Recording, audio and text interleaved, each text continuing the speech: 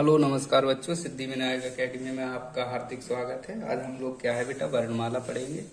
वर्णमाला पढ़ने से पहले हम लोग वर्ण जानेंगे। वर्ण क्या होता है? ध्वनि का लिखित रूप। जो भी हम मुख से बोलते हैं उस ध्वनि को हम एक आकार दे देते हैं और उसी आकार को हम लोग बेटा वर्ण कहते हैं। जैसे क्वेश्चन आता है, भाषा की सबसे छोटी इकाई क्या है बेटा? ध्वनि है। मौखिक इकाई और लिखित इकाई बेटा वर्ण है। अब वर्णमाला क्या होती है? वर्णों के व्यवस्थित क्रम को ही बेटा हम लोग वर्णमाला कहते हैं। अब देखते हैं बेटा वर्ण होते कितने प्रकार के हैं। तो बेटा वर्ण दो प्रकार के आपके होते हैं। एक होता है बेटा स्वर और एक होता है व्यंजन। टोटल वर्णों की अगर संख्या पूछ ली जाए तो बेटा 52 होती है। स्वरों की संख्या कितनी होती है बेटा? 11 होती है। और व्यंजन की संख्या बेटा 33 होती है।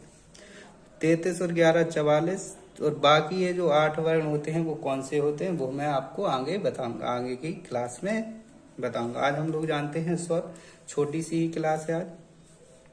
तो स्वर कितने होते हैं बेटा? टोटल 11 होते हैं, जिनमें से बेटा हिंदी में मूल रूप से 2 प्रकार के स्वर होते हैं। एक प्रकार और इसमें ऐड कर देते हैं।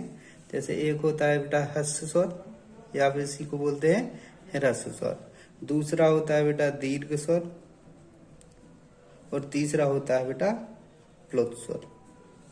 अब जो ह्रस्व स्वर होते हैं, ह्रस्व स्वर को ही बेटा मूल स्वर कहते हैं।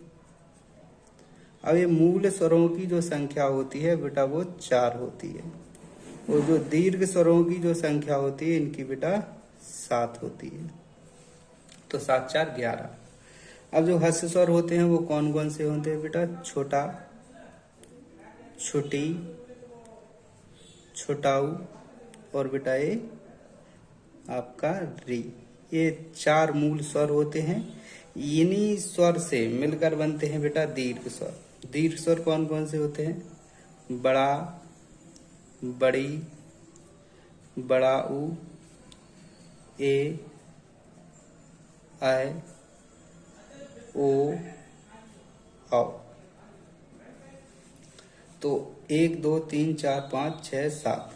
तो ये 7 हो गए आपके दीर्घ और 4 हो गए आपके मूल स्वर या ह्रस्व स्वर। ये क्वेश्चन कई बार पूछा गया है। मूल स्वरों की संख्या 4 होती है। इसमें किसी भी प्रकार से आप लोग कंफ्यूज ना हो। अब हम लोग आगे बढ़ेंगे। ये जो प्लुत स्वर होता है ये क्या होता है बेटा? इसका यूज हम लोग क्या है बेटा रामायण में और ग्रंथों में करते हैं।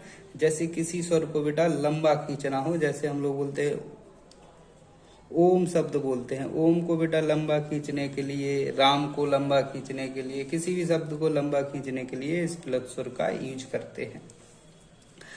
आगे की अब हम लोग कल जानेंगे और इसके बारे में डिटेल से। आपको अगर क्लास अच्छी लगेगी तो आप लोग कमेंट करेंगे, तब मैं हिंदी को आगे बढ़ाऊंगा, अन्यथा रोक दूंगा। धन्यवाद बच्चों।